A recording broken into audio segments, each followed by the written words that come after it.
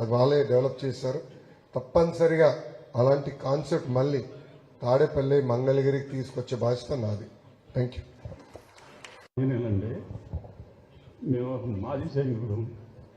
మీరు వీటి రాష్ట్రంగా ఉన్నప్పుడు హైదరాబాద్లో డిఫెన్స్ కాలనీలని వాళ్ళకి కొంత పర్సెంటేజ్ కొన్ని బెనిఫిట్స్ ఇచ్చేవాడు. మన రాష్ట్రం వచ్చిన తర్వాత వాళ్ళ గురించి పట్టించుకోవట్లేదు. దాని గురించి మీరు ఏం చేస్తారో మన గవర్నమెంట్ వచ్చినాక తెలపగలరని ఆశిస్తున్నానండి. నమస్తే సార్. మాజీ సైనికుల వారిలో నన్ను కలిశారు పాదయాత్రలో. నేను ప్రత్యేకంగా వాళ్ళు కొన్ని హామీలు ఇచ్చాను. ప్రధానంగా వాళ్ళ వెల్ఫేర్ కోసం ఒక కార్పొరేషన్ ఏర్పాటు చేస్తాను నేను గతంలోనే హామీ ఇచ్చా, దానికి కట్టుబడి ఉన్నా. రెండోది, మాజీ సైనికులకి ఉమ్మడి రాష్ట్రంలో హైదరాబాద్లో ఆసుపత్రి అన్ని ఉండేది, ఇప్పుడు ఆంధ్ర రాష్ట్రం లేకుండా పోయింది. సో ఆ హాస్పిటల్ కూడా ఏర్పాటు చేసే బాధ్యత మేము తీసుకుంటామని చెప్పాను. ఈ రెండు నా దృష్టికి తీసుకొచ్చే దీని రెండింటికి కట్టుబడి ఉన్నాం. ఆ కాలనీల విషయంలో అది మనందరం మాడుకోవాలి. అంటే అవసరమైన మేరకు ఇల్లు కట్టించి ఇవ్వాలనేది తెలుగుదేశం పార్టీ నినాదం. అది విల్ టేక్ ఇట్ అప్ అన్న. Thank you. సమస్యలో చంద్రశేఖర్ అని అందరూ చెప్పారు, పెద్దలందరూ చెప్పారు. ముఖ్యంగా మన పార్టీ అధికారంలోకి రావాలంటే ముఖ్యంగా సూపర్ 6 అనేది ప్రతి ఓటర్ మైండ్లోకి పోవాలి సార్. స్టాలిన్లో చిరంజీవి చెప్పినట్టు ఇక్కడికి వచ్చిన ప్రతి ఒక్కరు కూడా ఒక ముగ్గురికి, పక్కింటి వాళ్ళకి కావచ్చు, ట్రావెలింగ్లో ఉండొచ్చు, ఫ్లైట్లో వెళ్ళొచ్చు, వాళ్ళకి ప్రతి ముగ్గురికి ఈ సూపర్ 6 అనేది వాళ్ళకి మైండ్లోకి తీసుకెళ్తే మనం సక్సెస్ అవుతాం సార్. అదేవిధంగా మీరు కూడా ఎమ్మెల్యే కాబోతున్నారు, ఇంకా దాంట్లో డౌట్ ఏం లేదు.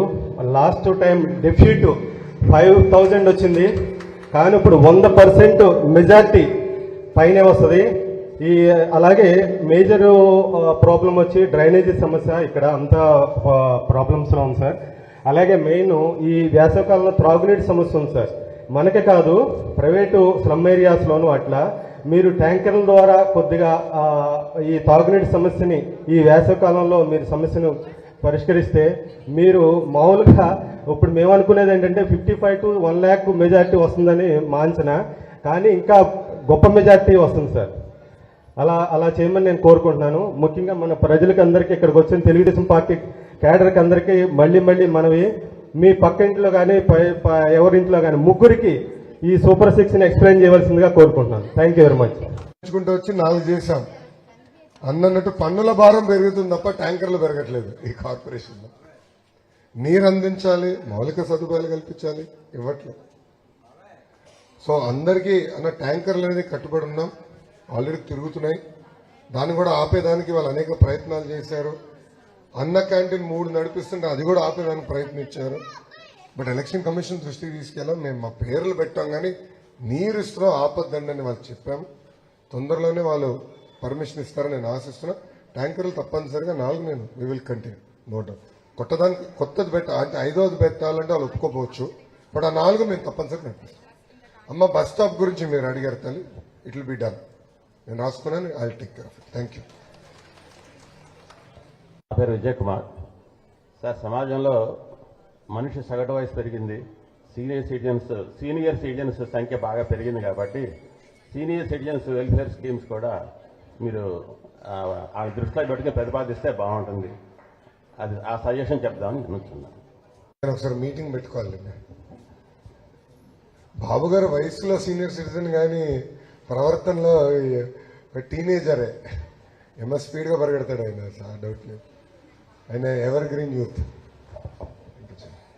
ఉంటుంది. ఇప్పుడు బెంగళూరు, హైదరాబాద్ ఇవన్నీ మనం రన్ చేస్తున్నాం బిజీ షెడ్యూల్లో. బట్ అదే డ్రీమ్ ఇప్పుడు లాస్ట్ టైం చంద్రబాబు నాయుడు గారు ఉన్నప్పుడు 14 కంపెనీస్కి అసైన్ చేశారు మంగళగిరిలో. But none of the MNC company was right here because వాళ్ళకి అష్యూరెన్స్ అనేది లేదు.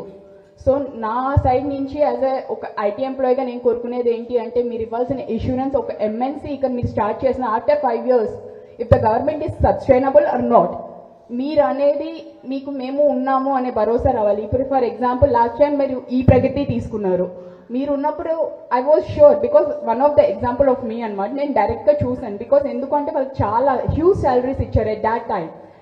అది కంపేర్ చేస్తే హైదరాబాద్లో కూడా ఆ టైంలో అంత హ్యూజ్ శాలరీస్ లేవు. విజయవాడలో అంత హ్యూజ్ శాలరీస్ వచ్చినాయి, but right now no one is having that type of situation అనమాట. ఇప్పుడు ఫర్ ఎగ్జాంపుల్ హెచ్సిఎల్ తీసుకున్నాం, హెచ్సిఎల్లో మన బీపీఓసే వస్తున్నాయి కానీ జెన్యున్గా రన్ అయ్యే పెద్ద పెద్దగా మనకి సాఫ్ట్వేర్స్ అనేది ఏవి రన్ అవ్వట్లేదు. సో ఎంఎన్సీస్ ఏదైనా ఫ్యూచర్లో సస్టైనబుల్గా ఉండేలా కావాలి. మా హెచ్సిఎల్ హెస్ 2 యూనిట్స్. మన మేధా టవర్స్ లో ఉంది state street. State street is doing BPO, but HCL కి నేను మంత్రిగా ఉన్నప్పుడు భూమి కేటాయించాం. అక్కడ డెవలప్మెంట్ వర్క్స్ జరుగుతున్నాయి. There almost close to I think 5,000 employees, if I'm right, 5 to 7,000 మధ్యలో ఉన్నారు. లాస్ట్ కౌంట్ నాకు తెలియదు, పాదయాత్ర ఉన్నప్పుడు వాళ్ళని కలిసి, ఎందుకంటే అటు నుంచి వెళ్ళా కనుక ఐల్ చెక్ దట్. బట్ మన ఆలోచన ఏంటంటే మన ప్రభుత్వాన్ని మేజర్ చంక్ ఆఫ్